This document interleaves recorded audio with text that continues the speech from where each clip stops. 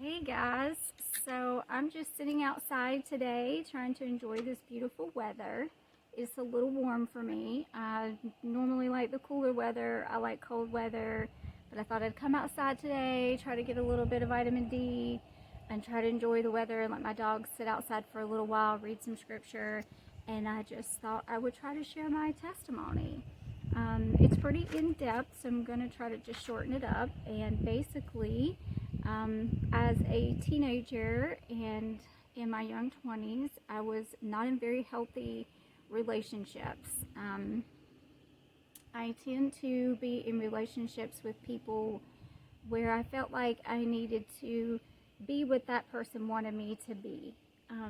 Like if they were into sports, then I was going to be into that sport. Like whatever I thought I needed to do to make that person like me, then that's kind of what I would do and who I would be. So who Lisa was really got lost. I didn't really know who Lisa was. Even from a young teenager, some of the relationships that I was in were just very unhealthy relationship, not physically, but verbally abusive relationships. And so I think that just does something to your self-esteem.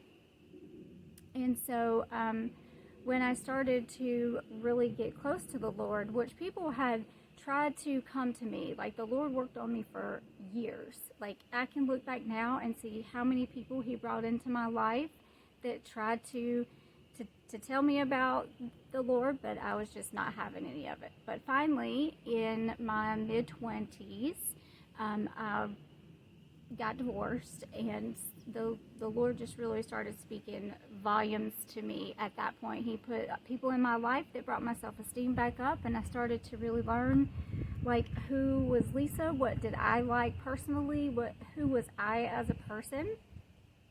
And then when I did give my life to the Lord, the saying that a lot of Christians will say is like, once you give your life to the Lord, you'll never be the same. And that can't be a more truer statement. Like as soon as I decided to give my life to the Lord, I was a completely different person. And that just brought me to this scripture today. The wind's blowing out here. But 2 Corinthians 5, 17 says, anyone who belongs to Christ has become a new person. The old life is gone and a new life has begun. And that is exactly how it was for me. He took all my fears and anxiety away. I suffered from very bad anxiety attacks. I was not able to go out in public, be in any crowded place. I just had fear of everything, fear of storms, you name it, and I feared it. And he took all of that from me. He gave me love. He gave me peace, supernatural peace. And what I really got from that, like if I had to tell anybody like what was my testimony story, was that he gave me an identity. I learned my identity once I gave my life to Christ. I learned to respect myself. I learned not to worry about what other people thought of me. And if someone was going to love me and I was going to be in a healthy relationship, that they would love me for who I am and not for me trying to be a mirror image of that person and be into everything that that person is into. You need to be true to yourself and do the things that you love to do. And if that person that you're with really loves you, then they're going to love the things that you're into. And it's a give or take. Along that time that I was getting saved, I was at my lowest. And I think that that's a lot of people's testimonies that didn't kind of grow up in Christianity. Is that usually when you're at your lowest is when you find the Lord. And I was at my lowest. I was going through health issues. I had just lost my job. I had just ended another relationship that was after my divorce. And that relationship was, I won't say toxic, but it wasn't a great relationship. So I felt like I was at the end. I didn't have a relationship. I didn't have a job. I was living with my parents.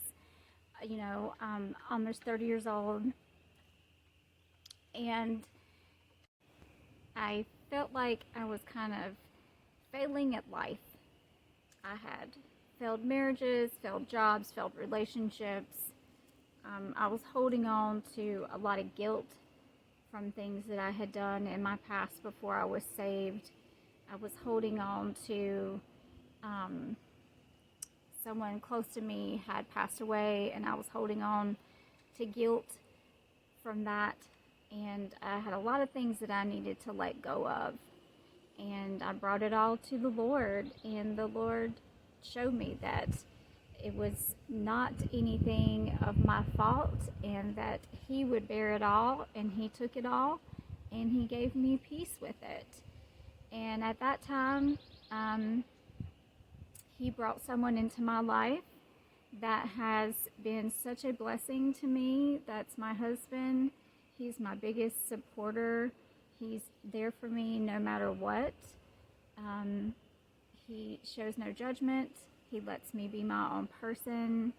I suffer with a chronic illness, and he doesn't ever say anything about it when I'm in the bed and I can't get up and do things. If I can't cook, if I can't wash clothes, if I can't vacuum, he never makes me feel guilty for that. He just lets me be me, and that's what it's all about. We have one life.